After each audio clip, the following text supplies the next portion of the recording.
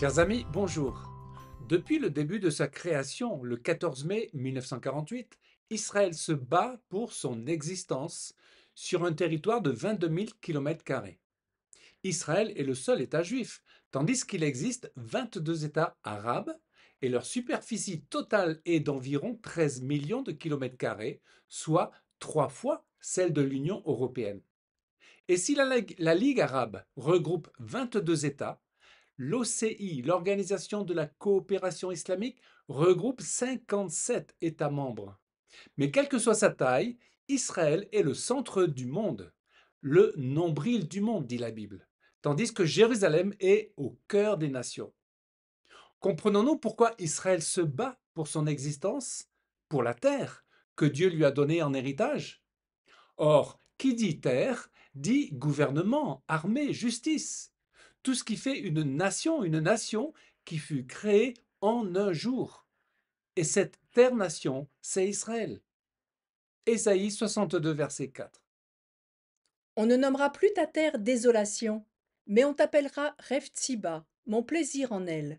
Et l'on appellera ta terre épouse, car l'Éternel met son plaisir en toi, et ta terre aura un époux. La terre épouse. La terre est comme une épouse selon l'hébreu Béoula. Cette image souligne que la terre n'est pas seulement un lieu géographique, mais qu'elle entre dans une relation d'alliance vivante entre Dieu et Israël. La terre d'Israël devient ainsi le lieu de l'intimité et de la bénédiction. Elle porte du fruit, comme une épouse fidèle, après une longue stérilité, avec l'exil, la guerre, la désertification. Mais il y a ici un écho de la rédemption finale.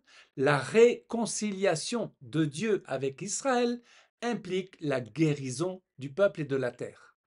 Cette vision annonce la restauration des noces entre Dieu, son peuple et sa terre. Ésaïe prophétise une guérison profonde. Dieu ne restaure pas seulement le peuple, mais sa terre, dans un langage d'amour et d'union.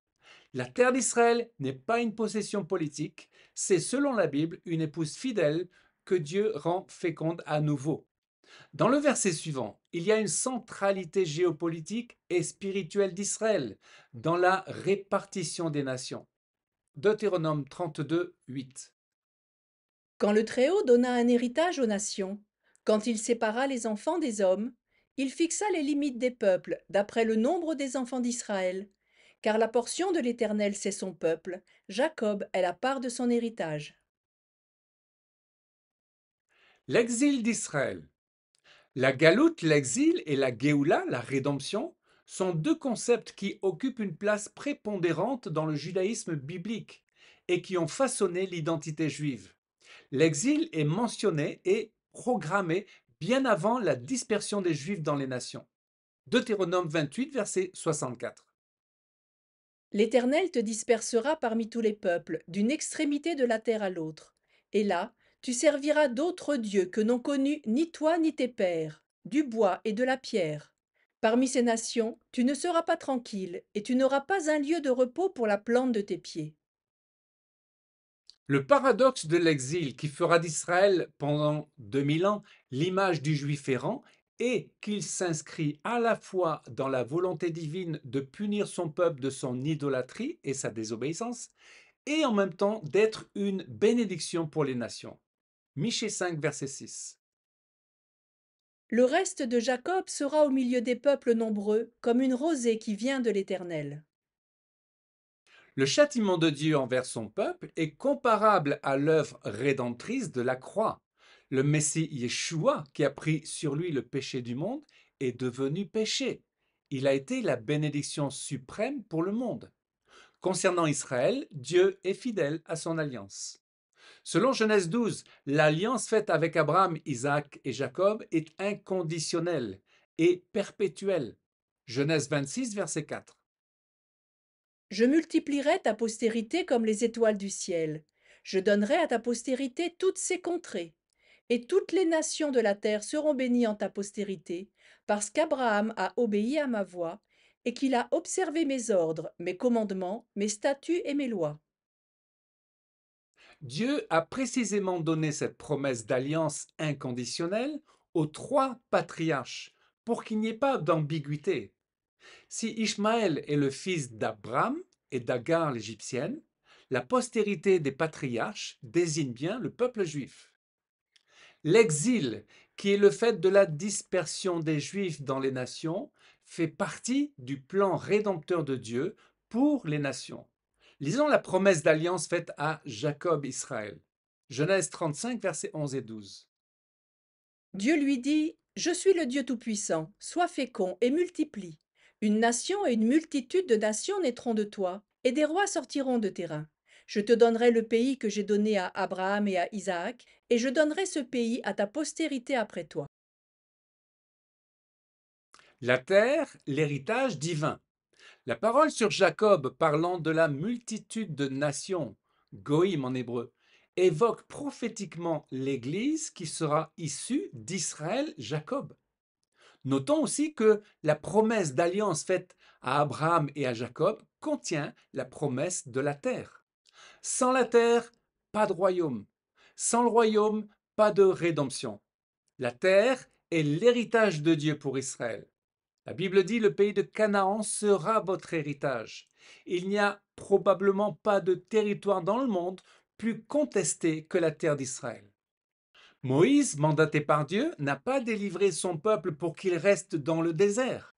Le but de cette délivrance, l'objectif de Pessah, c'était la terre promise. Exode 6, versets 6 à 8. Je vous sauverai, je vous prendrai pour mon peuple. Je vous ferai entrer dans le pays que j'ai juré de donner à Abraham, à Isaac et à Jacob. Je vous le donnerai en possession, moi l'Éternel. La promesse de la terre est liée à un serment solennel. Dieu a juré. Ce serment montre que c'est l'honneur de Dieu et son nom qui sont en cause. La bataille pour la terre. En constatant la clarté des promesses divines, est-ce que nous saisissons l'importance de la terre? Cette terre est liée à la nation d'Israël créée le 14 mai 48. Posons-nous alors la question, cette terre qui est l'épouse d'Israël, ne doit-elle pas faire l'objet de nos prières? Depuis le début, Israël fait face à la fureur de ses voisins, de l'islam terroriste, mais aussi de l'hypocrisie des nations qui prennent parti pour ses ennemis. Au fait, que dit le Coran à ce sujet? Il y a un exilé irakien, monsieur Al-Rassouli. Il compte parmi les plus grandes autorités mondiales en matière d'islam. Ce musulman courageux affirme qu'Allah a promis la terre d'Israël aux Juifs. Il suffit, dit-il, de lire les versets 20 et 21 de la sourate 5 pour s'en rendre compte. Ô mon peuple, Israël, entre dans la terre sainte qu'Allah a décrétée pour toi et ne te rebelle pas à moins que tu ne deviennes perdant. Le cher Palazzi, disciple du grand moufti du Caire, encourage même les colons israéliens à poursuivre la construction.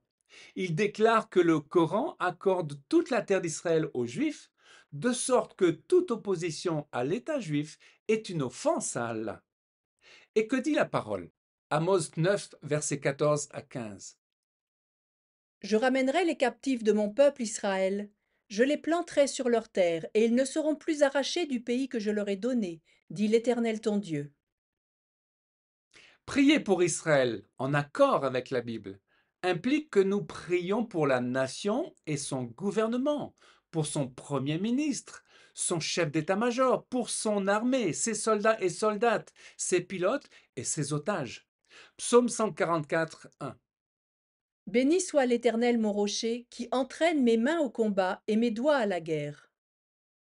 David comptait sur Dieu pour gagner les batailles. Aujourd'hui, Dieu compte sur l'Église pour être le rempart d'Israël. C'est sa mission en étant placé sur les murailles de Jérusalem comme des gardes. La bataille pour la terre doit être gagnée pour Dieu. Amen.